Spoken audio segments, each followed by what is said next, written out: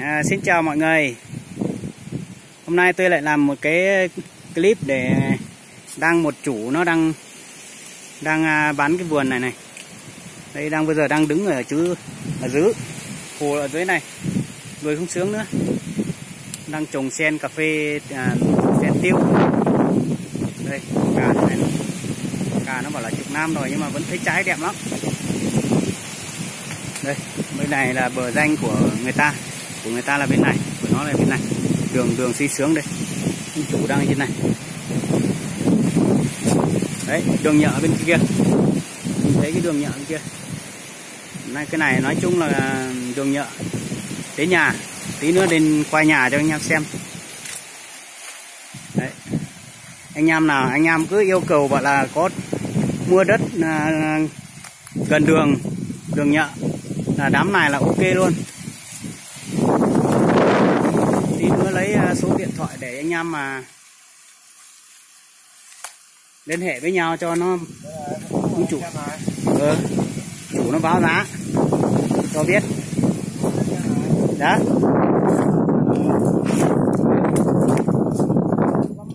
Đúng rồi, chủ bảo là đi vào xem cái vườn đây. Đây, ông chủ đây này. Đấy. Đây. Cà phê không phải là đùa đấy anh em đâu nhá. Ông bảo là trên 5 tấn là chắc chắn. Đây. Đấy, đường nhỏ bên kia người ta đang đi kia. Toàn cái chỗ tiêu này là đúng hết đúng không? Ừ. Chỗ mình thấy tiêu đây là đúng hết. Đó. Đây chúng ta nhìn thấy này. Ừ. Đấy. Rồi. Là như thế này, đất là nó như thế này. Nó không phải là gọi là anh em cứ kêu là đất dốc hay thế này kia là cái đám này là không phải ở chê được rồi. Ừ. Đất này quá ok rồi. Anh em nào mà yêu cầu thì liên hệ đất chủ nó báo giá. Rồi thì ra ngoài kia để quay cái nhà đấy, có nhà sán rồi. Anh em nào mà yêu cầu có nhà có điện là nhà này là ok, có điện ngay, điện đối đến tận nhà luôn, không phải lo, nhà cửa có nhà ở luôn. Anh em mua chỉ có là được thu luôn thôi, không cần nói cái gì, không cần công gì trồng nữa, chỉ có chăm sóc mà ăn thôi. Đấy, tiêu kìa, nhìn thấy trái chưa? Đấy, tiêu trái rất nhiều, cà trái rất nhiều.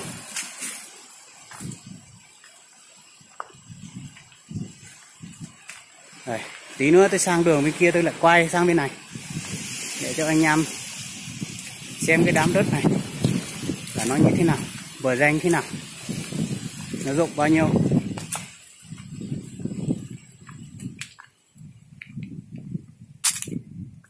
Nói trước cho anh em, đất là có sổ hết rồi.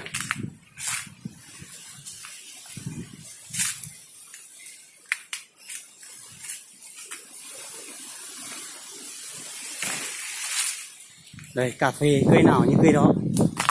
Đẹp chưa? Bên này. Ôi, trái đẹp thật đấy. Này. Cây nào như cây nào. Tiêu thì trồng sen trong này có cây tốt cây không?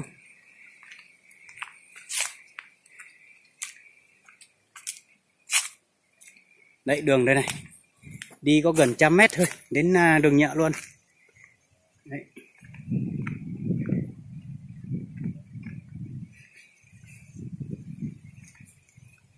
Đây, sầu riêng kia.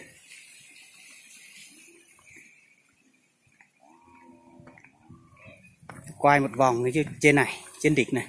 Tức là đường chính của mình là đi đây này. Đi một tí xuống một tí thôi. Tới đường nhựa luôn. Đấy.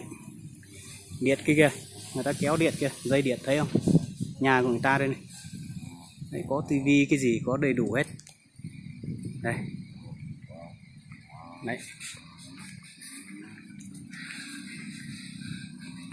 Cà phê người ta thu xong rồi bỏ cà phê đây này. Đấy. Đây, nhà thế này này. Kìa. Nhà là nó rộng như thế này đấy. Nó tầm này thôi. Đây. Bếp đây này. Đây. Bể nước này. Đấy. Đây, có đường bình nước nóng hết đây. Đây, nhà tắm hết đây. Đây. Nhà vệ sinh có hết đây. Đấy, vườn cà của chú ấy đây này. Có cả cam kia. Đấy. Rồi, tôi quay kỹ cho anh em, không cần hỏi cái gì nhiều. Không cần hỏi cái này cái kia xong là mất công đúng không? Có. Quay hết cả đi.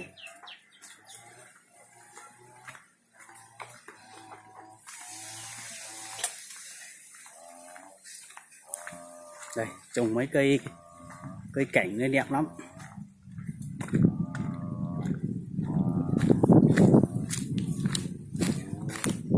Đây, đi xem bờ danh bên này. Cái này là đường rồi. Đúng rồi, hạt to ấy. To. Nhiều lắm.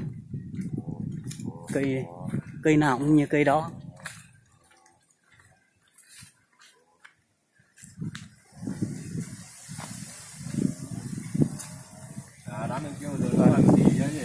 Đâu? Cái kia ngoài kia, sang bên kia đấy. Qua cái đám bây giờ nhìn thấy có quang kia. Đúng rồi. Nhưng mà bây giờ nó chia hai rồi. Đấy, tiêu cũng rồi. Cây này đẹp quá, qua anh tí. Đây. To luôn đấy. Đây. Hạt cây nào cũng như cây nào. Trái to thật. Nhiều thật đấy. Cái này một số ghép ra hả em? Cái nào không được thì em ghép rồi. À. Thì chủ báo là và một số là ghép rồi. Ghép nó mới điều như thế này ấy. Nhưng mà cà nó không ghép mà nó trái nó không điều như này. Tít bên kia. Bên kia của nãy đi khoai bên kia lên vòng trên này xuống. Cái này là tất cả của một trụ đấy ấy. Nói chung là có tiêu này là của chú này hết. Đấy. Đường là thích đi đường rưỡi là đi được đúng không? Đấy, cái đường kia đường nhìn thấy anh em nhìn thấy không? Cái đường một tí thôi đến đường nhựa rồi, đi vào một tí thôi. Mấy chắc tầm 30-40 mét đến cả vườn cà phê nhà mình rồi.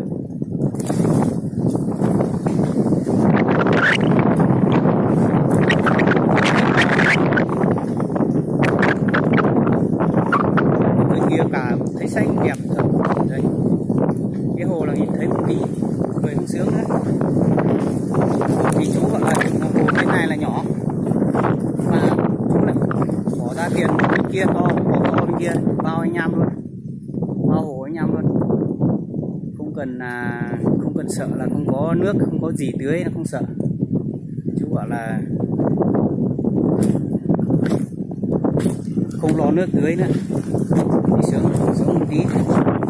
Đó, cái hồ dưới có một cái hồ nhỏ nhỏ, nhưng mà chú gọi là cái hồ đấy thì nếu mà năm nào mà mùa mưa ấy không cần tưới nhiều là đủ. Nhưng mà chú lại mua một cái hồ bên này nữa, bên này lật qua bên cái đuôi bên kia, xong là cái hồ kia thì thoải mái luôn, bao luôn. Còn cái hồ này thì nhỏ, chú chắc trước chú múc để tạm thời.